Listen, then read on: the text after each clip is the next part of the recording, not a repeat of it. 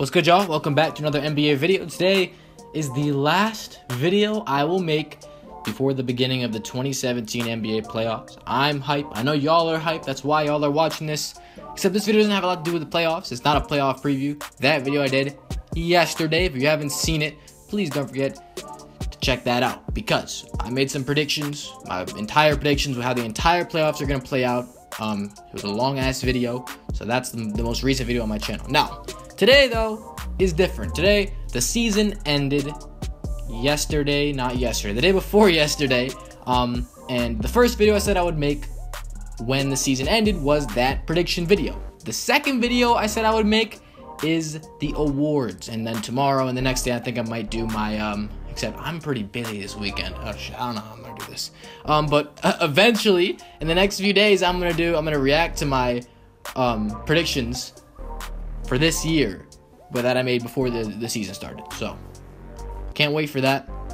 And yeah, we're gonna get right into this. Awards predictions. We got MVP, Rookie of the Year, Defensive Player of the Year, Coach of the Year, Most Improved Player, Sixth Man of the Year, in that order. So yeah, let's start out with the MVP, which I chose Russell Westbrook. Most of you, if you guys watch my videos, you would know that I'm choosing Westbrook. I made a few videos recently about Russ, why he should be the MVP, why he is the MVP this season. And it's funny because I was actually endorsing Harden for a while during the year. It was you know, it took a couple turns. I felt like, you know, it seemed like one guy had the lead for a while, and then another guy, or you know, the other guy would take the lead back. It was just, you know, really close race. That's exactly how we like it. I'm glad it wasn't like last year, because this is fun, right? Last year, you know, we all knew Steph Curry was going to win the MVP award. This year, not so much. You know, we see Russell and Harden and guys like Leonard and LeBron James, you know, they're all in the mix for this MVP. I doubt LeBron's getting. I really think it's actually between Russell Westbrook, James Harden, and Kawhi Leonard. I also, for this video, I'm going to be doing the runner-up for each one. And the runner-up for the MVP was James Harden. Harden's had an amazing year, you know, and it sucks that I'm putting him as the runner-up, because I really think he deserved to win the MVP back in the 2014-15 season. And this year, you know, if it wasn't for Russell Westbrook, I think he should have won the MVP. I think that he had such an amazing year. What was he at? 29 points, 11 assists, 8 rebounds, some absolutely wild numbers for James Harden, and of course leading that team to 55 wins, which was totally unforeseen. You know, I just think that he's done so much, and it's a shame that we can't give it to him because his pedigree is so good. I mean, like, look at what he's done. This is incredible. But when you got a guy like Russ who's putting up 32, 11, and 10 or something like that, first of all, he broke the triple-double record, average triple-double. That's not why I went with him for MVP. The reason I went with him for MVP was when I took a look at how great this Thunder team is when he's on the floor and how terrible they are when he's off. I mean, he just makes such a huge difference, as opposed to Harden, who's a guy that, you know, his team is still good when he's off the court. He's on a team where, you know, they're still a great team regardless. And, you know, I mean, I wouldn't say great, okay? They're a great team when Harden's on the floor, but when he's off, they're still pretty good. They can hold their own. The Thunder can absolutely not hold their own. They're bad when Russell Westbrook's off the floor, and just the fact that what you've seen from Russell Westbrook this season at the end of games is absolutely incredible, historical, I would say, because you take a look at some of those games. I can name 3: the game against the Mavs, the game against the Magic, and then the one against the Nuggets. Those were 3 games where the Thunder were down by double digits in the fourth quarter with limited time, and Russell Westbrook made or assisted on basically every shot down the stretch and ended up hitting the game-winning shot or game-tying shot. Especially that Nuggets game. That capped it off for me. To break the triple-double record, he dropped 50 points as well. And what he did in that fourth quarter, I think he scored like last 17 points for his team or something like that, and hit the game-winning buzzer-beating 3 from like 35. It was just unbelievable. That type of moment, it caps it for me. That, as soon as that happened, I knew who the MVP was. It's Russell Westbrook. That's what I think. That's why I think should be taking it. I don't even think they're announcing until after the playoffs, which sucks, right? Because, you know, if we were to see Harden versus Westbrook in the playoffs and one of them knows that the other had the MVP, that would create a very interesting dynamic, make the series a lot more watchable. Not that it's unwatchable, but I mean, it would be better. That series is still going to be probably the best first round series, honestly, to watch. You get to see Russell versus James Harden in the first round. Who's not watching that? I don't know, but whoever you are, your taste isn't that great. Anyway, on to the Rookie of the Year. We had, to win it, Joel Embiid. I don't know why I said we. I'm having Joel Embiid win the thing. And here's why. Look, I get it. He only played 31 games. I get it. He only played 25 minutes per game. And when you look at that, it's like, come on, man. Like, that's not a lot at all. But for me, it's like Joel Embiid was so far ahead of everybody else. So far that, like, come on, are we really going to give it to Malcolm Brogdon, a guy who averaged, what does he average, like 10 points a game? Look, I know Malcolm Brogdon's a decent player, but Joel Embiid is a superstar when healthy, and I get it. That's a problem that he's injury prone, but I don't think that, him getting injured should disqualify him from this. There's no official fine line that's like, okay, well, if you miss this many games, you can't win Rookie of the Year. There's nothing like that. Joel Embiid has played 31 games. He showcased that he's above and beyond everybody else. He's miles ahead of everybody else. No one touches Joel Embiid. 21 points and 8 boards a game in 25 minutes per game. Are you serious? And he led the league in blocks when he was playing, and he only played 25 minutes a game. That type of domination, and Philly had a top 10 defense when he was playing too. Don't forget that. Their defense is garbage, but it's top 10 when he's playing. He's just such an impact player. He's one of the best centers in the NBA when he's there. You can't say Malcolm Brogdon's one of the best guards in the NBA. You can't say Dario Saric is one of the best forwards in the league. You can't do that, but you can say that with Joel Embiid. I know that he missed a lot of time, but none of the guys are even close to him. If there was a guy close to him, I'd give it to that guy, but no one, like, these guys aren't even half as good as Joel Embiid to me.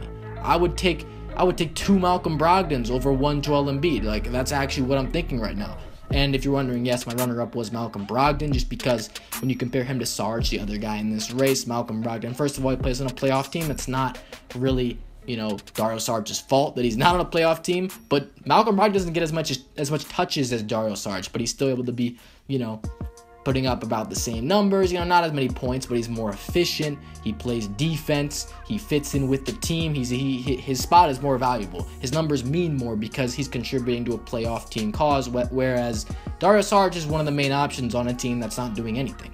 And Dario Saric gives you scoring, but, he takes a lot of shots. I haven't seen Dario Saric. I mean, he's good, don't get me wrong, but I'm just saying Malcolm Brogdon is a steadier player. We know what he's doing. I think he's smarter. I think he's more polished. I think he's a better player. I think he's had a better year, so I'm giving him the runner-up.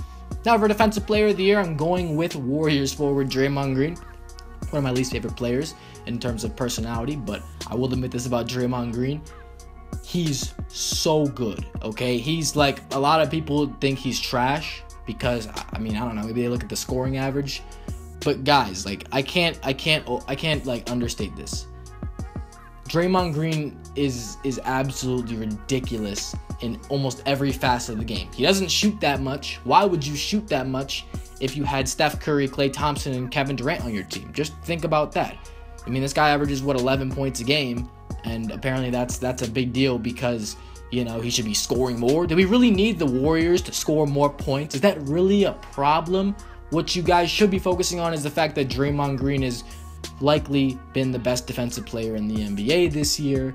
He's also the best playmaker on the Golden State Warriors. Yes, he is the best playmaker on that team. He is the best passer, okay? He's the guy that makes the plays for that team. Kevin Durant and Steph Curry, they can make shots, and they can pass too, don't get me wrong. That offense runs off of ball movement, so everybody's passing the ball, and everyone can take their shots, and obviously we know who's going to take the shots. Draymond Green is there to facilitate, and he does a hell of a job at it.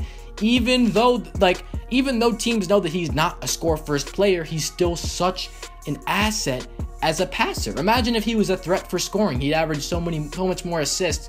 He'd be so highly regarded as a passer too, because of the fact that if you're a scorer, the defense is gonna pay a lot more attention to you. They try to stop Draymond's passing, and he's still getting over 7 assists a game. Draymond Green is a great passer, but this isn't about Draymond Green's offensive game, it's about his defensive game. Draymond Green is the most versatile defender in the NBA. Most likely he can guard positions 1 through 5. He can play positions 1 through 5, really. Draymond Green is an absolutely ridiculous defensive player when it comes to switching. He can guard Russell Westbrook and he can guard DeAndre Jordan and Rudy Gobert. Like, he can do that. It's not easy. Russell Westbrook, look at what Russell Westbrook did against the Warriors this year. Draymond Green switching on to Russell Westbrook and guarding him and playing him better than almost anybody in the NBA is incredible. And I applaud him for that, because that's not an easy thing to do. Russell Westbrook's the MVP to me, and Draymond Green made him look like just a chucker. It is really what happened. Draymond Green has that effect on people. He knows how to stop you. He gets blocks, steals. He led the league in steals this year. I mean, that's one of the ways to measure this. Not the only way. I don't base defense off steals, but Draymond Green is super versatile. He can guard all positions. He can play in the post against you. You can't back him down, really. He's always active, and he lives to play defense. He's got such fire, energy on the defensive end that inspires teammates and stuff like that. Now, Coach of the Year. What do you guys think? I'm going Gregg Popovich.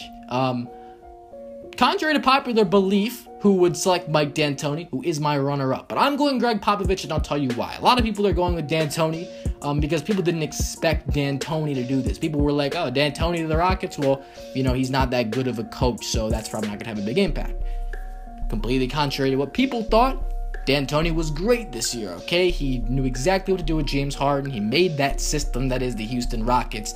Those shooters, he utilized them. He did a great job. But the problem I have is that the people that vote for this award, or just NBA fans, are so used to the fact that Gregg Popovich is an elite coach, is the best coach in the NBA. To me, he's the best coach that's ever coached in the NBA. And people are just so used to that a season like what Gregg Popovich has done, that he's coached, it just doesn't have an effect. People are like, oh, well, it's just another good season from Gregg Popovich. When you take a look at his team, when you take a look at the guys that he plays, look at their starters. Tony Parker, your starting point guard. What has that guy done this year? I mean, do people think Tony Parker is really good anymore? Because he can't play defense, he can't shoot, okay? He's been falling off completely. They're starting Dwayne Dedmon at center. Have any of you heard of Dwayne Dedmon before this year? Okay, he wasn't doing anything. He was a nobody in the NBA, and he's the starting center for the Spurs. So how about Danny Green? What is Danny Green doing besides playing defense? Not a lot on offense. I mean, he can shoot it a little bit, but just think about it. Think about the players on that Spurs team. Think about how much better they are because they're in the Popovich system, because they play under Gregg Popovich. The team just wins games. Their defense is incredible, and it's unbelievable because they got a guy like Tony Parker. They got a guy like Pau Gasol, guys that don't really play defense. But then they got guys like Danny Green, Kawhi Leonard, Dwayne Dedmon, who do play defense, and he utilizes them perfectly. Kawhi Leonard is the only superstar on this team. Aldridge is a star, I'd call him, but even he's not exactly putting up these amazing numbers, but the team still wins games, okay? They won over 60 games again this year. They're ridiculous. I don't understand. Like, you look at other teams. The Cavs have more talent than the San Antonio Spurs, I would say. I think the Rockets, James Harden, that's actually hard. I don't know if I'd go with the Rockets. The Raptors, I might say, have more talent than the Spurs. There are a lot of teams that have more talent than the Spurs, I would say. Maybe the Rockets do. The Clippers probably do. But the fact that you put Gregg Popovich as the coach of this team, and you look what happens. Look how they play together. Look how they win games. They just run the system. Mike D'Antoni's great. I mean, he's done a great job, but I don't think that. Do you think that the Rockets players are more talented than the Spurs? I probably would say so, because the Spurs, yes, they got Leonard and Aldridge. That's great. The Rockets have Harden. They got all these shooters, and okay, maybe they're about even. Maybe the Spurs are a little bit better, but the Spurs won more games. The Spurs, their defense is incredible. I think Gregg Popovich is just he's unappreciated for what he does every year. People just expect him to do it. It's kind of like LeBron James. People just expect LeBron to be in the finals every year, and they don't give him credit for that. Some people do. I do. But continuity and doing this shit over and over and over again, okay, it's not easy. It's not easy in the NBA, but a guy like Gregg Popovich, he makes it look easy. He makes it look normal for him. And our last award, we're going Most Improved Player, Giannis Antetokounmpo, the Greek Freak. I'm telling you, this guy is something special. Yes, he led his team in every single statistical category. That's points, assists, rebounds, steals, and blocks. Giannis, there's not a lot I can say that I haven't said already. But the leap he's made, which is what this award's all about, is incredible. I mean, he had a great season last year. We're expecting improvement, but I don't think anybody expected this. Giannis went from a good all-around athletic specimen, athletic freak, I would say, to an all-star starter, a bona fide superstar player, a guy that can hurt you in any way you can think of. I mean, really, that's how we can judge him based on the statistics that he's putting up. You know, the 23, 8, 6, 2 and 1, 2 and 1.5, or 1.5. Well, I don't know, but look, he's killing it. He's absolutely killing it, and he's carried the Bucks. I mean, he should be an MVP candidate, and he would be an MVP candidate if it weren't for all these other MVP candidates. That's how great he's been, and you gotta give it up for the guy. I mean, tremendous season. I think that he's incredible, and the improvement. Look at the stats. Look at the stats in every category. Look at how he's gotten better. Look at the field goal percentage. Look at the wins. Look at his team wasn't even in the playoffs last year. Now they're a 6th seed, and it's all because of him. Congrats to the guy. The runner-up, he had Nikola Jokic. He's a guy that he could really win this award. The thing about Jokic though is the fact that he wasn't even like, last year was his first year in the league. So I always find it hard to give it to a guy where it's like it's their second year, because if it's your rookie year, you know, you're supposed to get better. And Jokic got better, and he got way better than he was before. But a rookie is supposed to get better. And like Giannis, like a young player, is supposed to get better, I would say too. But it's hard for a rookie, because in your rookie year, it's really hard to judge you. He didn't get as much playing time in his rookie year. In this second year, I mean, they had this guy on the bench to start the year. That's just disrespectful to me. But Nikola Jokic is a great player. And I actually had him like right behind Giannis for this award. It's not like I went with Giannis in a landslide. I was really debating these two. But I just went with Giannis because of, you know, the versatility of his game. The fact that he can defend anybody on the court. The fact that he can put in work on both sides, lead a team, carry a team to the playoffs. Nikola Jokic was close to doing that, but Nikola Jokic is a much better offensive weapon than a defensive weapon. Okay, defensively, he's not nearly the same player. He doesn't give you a huge presence in the paint on that side of the ball. On offense, he's incredible. I mean, he can give you playmaking, he can give you shooting, he can attack, post up, do whatever on the offensive end, and the offense for the Nuggets has been tremendous this season. But Giannis, in terms of superstar factor, I think is better. And just the fact that, look at what he's become. I mean, the guy's 22 years old, I believe. So he's going places. They're both going places. Nikola Jokic has been incredible. I would say this is like a tie. But if I had to choose one, yeah, I'd go Giannis. The maturity he's displayed is remarkable. Absolutely incredible. Now in the Sixth Man of the Year, I was really only deciding between two guys for this. I ended up going with Lou Williams. As I know Lou Williams, he switched teams mid-season. That doesn't really hurt his Sixth Man of the Year campaign to me, just because of the fact that wherever he's been crazy good in terms of scoring the basketball. What a sixth man usually needs to do is put the ball in the basket. Lou Williams does that. I chose him over Eric Gordon because, well, he scores more points per game. He plays less minutes per game. He uses better percentages from the field and three-point line, I believe. Maybe not three-point line, but definitely field. His stats are better all around, and, you know, neither of these guys are there for defense. They're really just there to score. And in terms of scoring, Lou Williams has scored more in less time on better percentages. So I got to give the nod to Lou Williams instead of Eric Gordon. The other guys, James Johnson was great this year. Iguodala is always an option for this award. Jamal Crawford usually is too. But this year, you know, I felt that those two guys, Gordon and Lou Williams, especially Lou Williams, who I'm going with for the award, better than the rest, and I think he deserves it. That's going to do it for this video. If you enjoyed, don't forget to leave a like. Don't forget to comment who you think should win all these awards. What do you guys think? Who's the MVP? Who's the Rookie of the Year? Defensive Player? Coach? Most Improved? Can I get some agreements? Some disagreements? I'd love to see y'all in the comments. And also, I should say this more, but I don't usually respond to comments. Hit me up on Twitter. You want to debate? You think I got something wrong here? Call me out on Twitter. Twitter's on it was on the screen at the beginning and it's in the description. So hit me up there. I'm out. Thanks for watching, y'all. Peace.